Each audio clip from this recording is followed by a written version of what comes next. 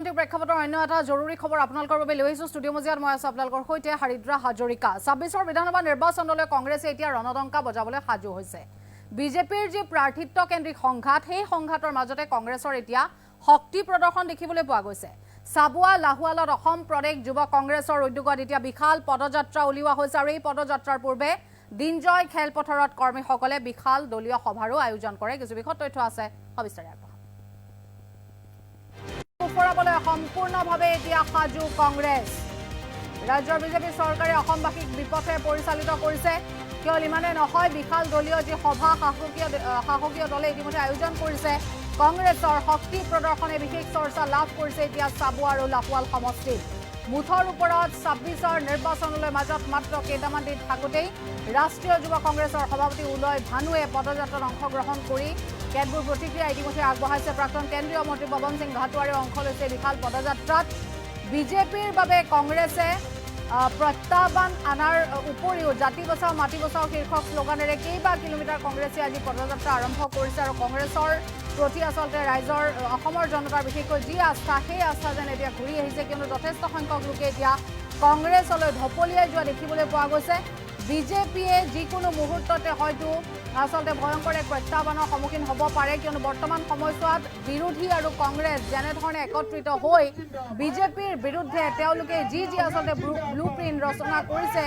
সেই ক্ষেত্ৰত চাবলৈ গ'লে কংগ্ৰেছৰ কিন্তু শক্তি বৰ্তমান সময়ছোৱাত যথেষ্ট বেছি আছে বুলিয়েই ক'ব লাগিব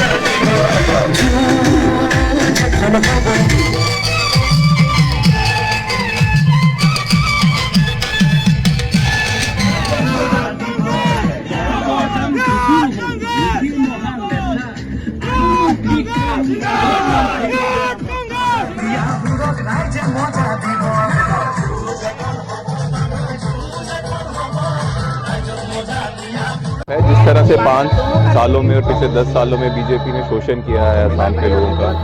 उन शोषणों को आगे रखने की बात यूथ कांग्रेस कर रही है और ये जो यात्रा है जाति बचाओ माटी बचाओ यात्रा असम यूथ कांग्रेस की ये सीधा पैगाम दे रही है कि जिस तरह से हमारे देश में और खासकर असम के लोगों को लूटने का काम बीजेपी कर रही है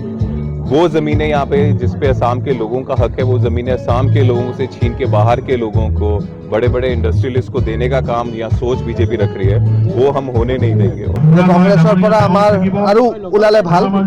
আৰু আমাৰ কথাটো হৈছে যে আমি সবেই একেলগ হৈ পেলাই কংগ্ৰেছ দলটোক আমি ইয়াৰ পৰা কেনেকা জিকাই লৈ যাব পাৰো সেই উদ্দেশ্য লৈ পেলাই আমি কাম কৰি আছো আমি সবেই মিলি কাম কৰি আছো আৰু যোনে টিকেট পাব তেওঁক আমি জিকাই লৈ যাবলৈ আমি ইয়াৰ পৰা ৰাইজৰ লগত ৰাইজৰ সমৰ্থন আশীৰ্বাদ লৈ আমি আগবাঢ়ি যাম সাবুৱা সমষ্টি পূৰ্বতকৈ জিকিবৰ কাৰণে আৰু সুবৰ্ণ সুযোগ ভাল আৰু ভাল হ'ল কাৰণ টি গাৰ্ডেন ভোটাৰৰ সংখ্যাটো যথেষ্ট বৃদ্ধি পালে কাৰণ লাহোৱাল সমষ্টিটো ইয়াত অন্তৰ্ভুক্ত হ'ল তো যিহেতুকে মোৰ কাম কৰা এৰিয়া যিটো আছে সেই এৰিয়াটোত সৰহসংখ্যক চাহ বাগিচা মাকুম সমষ্টিৰ অন্তৰ্গত পলাই আৰু মই পলোৱা মানুহ নহয় মই আজি 10 বছৰে যুঁজি আছোঁ 10 বছৰে যুদ্ধ দি আছোঁ কংগ্ৰেছ দলৰ হৈ গতিকে মানে তেনেধৰণৰ ভয়াতুৰ মানুহ বা পলাই যোৱা মানুহ মই নহয় নিখিল ভাৰত যুৱক কংগ্ৰেছে গোটেই অসমতে জাতি বচাও মাটি বচাওৰ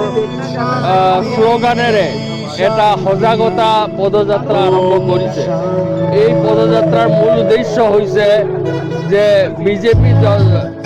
বিজেপি দলৰ যি প্ৰতাৰণা বিজেপিৰ দলৰ যি প্ৰতিশ্ৰুতি ভংগ আৰু লগতে মানুহক জাতি ধৰ্মৰ নামত ভাগ ভাগ কৰাৰ সংবিধানক প্ৰধানত কৰাৰ এই সকলো কথাবোৰ ৰাইজৰ আগত সজাগতা সৃষ্টি কৰিবৰ কাৰণে এই যাত্ৰা আৰম্ভ কৰিছে